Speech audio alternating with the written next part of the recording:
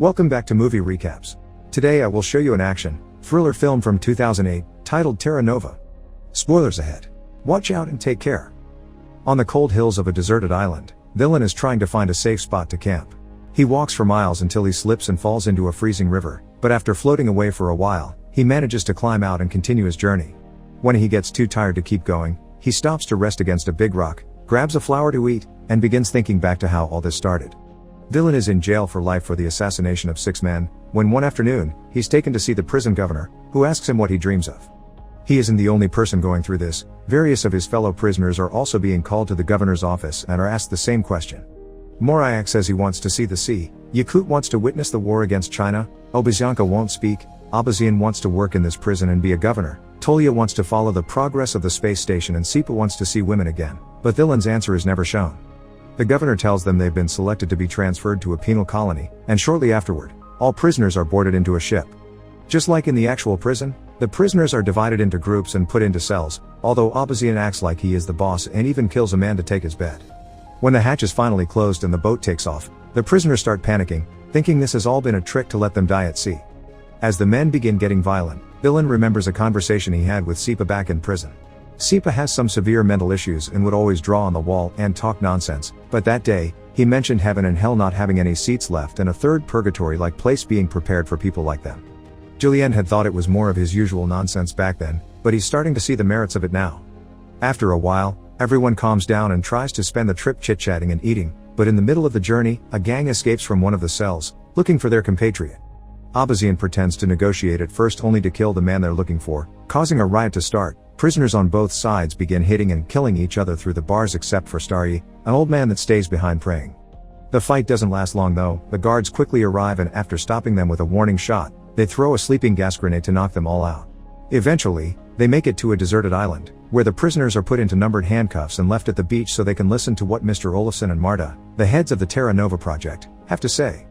Since the death penalty has become illegal in all countries, prisons have been running out of space to hold such a large number of criminals, which is why the Russian government has offered this land to start this project, funded by some international organizations. Starting today, the prisoners are colonists living under their protection, and everything they need to survive is being provided, including food that should last 3 months. A satellite will be watching them all the time, and there also are some communication buoys around. They have the possibility to take a boat to one of them to press the red button and say what they need. If a green light appears, that means the request has been accepted. Abazian isn't happy about the idea of being recorded 24/7, so he throws a big rock in protest, but the guards quickly make him stand back with some warning shots. Marta clarifies that the buoys can also be used to ask to leave the project by saying their name and the reason why they want to leave. If they do, they'll be returned to prison.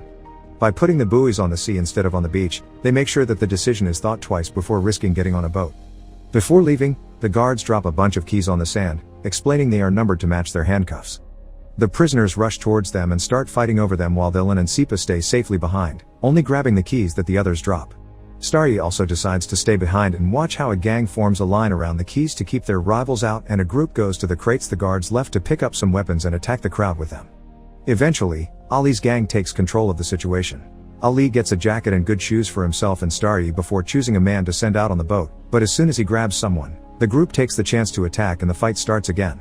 Dozens of men die in the fight. Morayak kills Ali with a rock, Abazian kills Starry also with a rock, and the 3 men that get on a boat to reach the buoy fall to the sea and die drowning.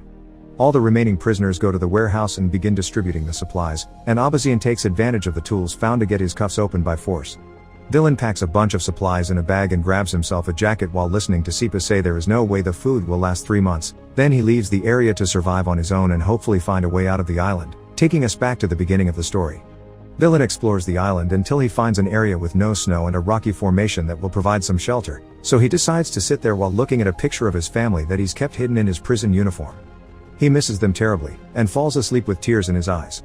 Sometime later, he wakes up when he hears some squealing. Turns out the supplies were filled with rodents, and they are now eating through his food and bag. When it starts raining, Dylan finds shelter under the rock formation he saw before, getting a fire going for warmth and heating some water. After it stops raining, he catches a bird and roasts it over the fire. That's when Sipa finds him.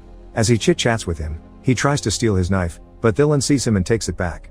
Sipa offers some salt he had with him and his help in exchange for some meat, which Xiling accepts, so Sipa goes to pick up more wood and sees the family picture on Dylan hung on the rocks, which makes him blow a kiss at Dylan's wife. Afterward, They share the bird, and when they're done eating, Sipa walks to the edge of the cliff, explaining he doesn't jump because he's too afraid. He asks Dylan why he won't die either, and Dylan explains it's because of his family. They're dead and he wants to be buried next to them, which can't happen if he dies on the island. The two men fall asleep, and when Dylan wakes up, he finds Sipa has stolen the picture to use it as inspiration for his debauchery.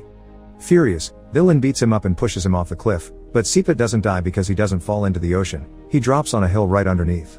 But even after this disagreement, the two of them travel together as they explore the island. Sipa easily amuses himself with the trash he finds in the water while Dylan tries to fish, but the only living being they find in the water is some sort of aquatic centipede, which freaks Sipa out. While looking around, Dylan is shocked to suddenly find part of a seaplane among the rocks. It only takes going a bit farther up the hill to find the entire plane, which gives him a bit of hope because he used to be a pilot and would be able to fly it. However, two men aren't enough to move it, so for now, they go back to their shelter. Dylan starts a fire with some matches he had grabbed at the warehouse, but there's something in them that creates a very toxic smoke. He moves away from the fire and drags a sleeping Sipa with him, who at first won't wake up. It takes a few shakes from Dylan for him to finally regain consciousness, but his mouth only continues to spout nonsense, and Dylan realizes the cold will kill them any minute now. The two men decide to go back to the base and see if they can steal some coal. Back in the base, life hasn't been easy for everyone. Abazian and his gang are in control and keeping a routine while sharing the supplies, and Abazian even asks them to call him governor. But they keep anyone that isn't in their team inside the barracks. They only allow them to come out to have a walk in an enclosed area, similar to real prisons, while Astonitz yells at them from the watchtower. When they're sent back, they need to run because whoever is last gets killed to be used as food later. Dylan and Sipa manage to reach the coal box and find the remains of a fire. After walking for so long, they're almost freezing, so they can't help laying down next to the fire and falling asleep. But Sipa wakes up quickly when he hears some noises. The gang is coming over with their latest prisoner for roasting. He runs to hide behind a rock, but Dylan is still out there, so he comes back out to rescue him, but he isn't fast enough and Abazian's men find them and capture them. The two of them are taken back to base, where Abazian tries to decide what their punishment will be for having run away with supplies when they arrived. Yakut tries to remind them that they were on their side during the ship fight, causing Astonitz to insult him for trying to meddle. Yakut replies by hitting him, and this causes the whole gang to team up to hit him in return, earning Yakut a place in the barracks with Dylan and Sipa. They walk around for a while, and when Astonitz announces it's time to return, Dylan stays behind, but Sipa comes back from him and drags him inside with him. They can only watch as the last standing man is captured and tied to a pole, begging for some water as his last wish, so Sipa takes pity on him and brings a cup to his lips before he is killed. Later, before going to sleep, the group discusses the possibility of rebelling. They're unsure because it may be dangerous, but Shram convinces them it's worth trying. The next morning, Tolya shows Abaziankat that he's installed a secret trap in his workshop to catch any potential thieves. After the group takes his daily walk, Astonitz tries to get them back inside to get the usual game going, but only two men run. The rest stand back and come together while Yakut throws a rock at Astonitz to shut him up. Dylan walks up to Abazian and offers him a deal. If he lets them go to the buoy and ask for food, he'll tell him the location of the plane he found. Abazian accepts and opens the gate to let them out. While Tolya and Dylan go with two other men on the boat, Abazian asks his men if they know anything about Dylan, and that's how he learns he was a pilot, that his family died in a plane crash, and he went to jail for killing flight dispatchers at the airport with a rifle. This crime was classified as murder in a state of severe emotional agitation, which Abazian thinks means Dylan has a guilty conscience. As soon as the boat is far enough, he orders the group to go back to the barracks, canceling his deal. Yakut tries to confront them, but he's immediately killed, so Abazian grabs one more man before declaring the game is on again. The group can only run back to the barracks since a fight would be a very bad idea because Abazian's men are armed. Meanwhile at sea, one of the men falls off the boat, but they catch him just in time and drag him back up. Tolya reaches the buoy and asks for help, but it's broken, and not even his tools will help.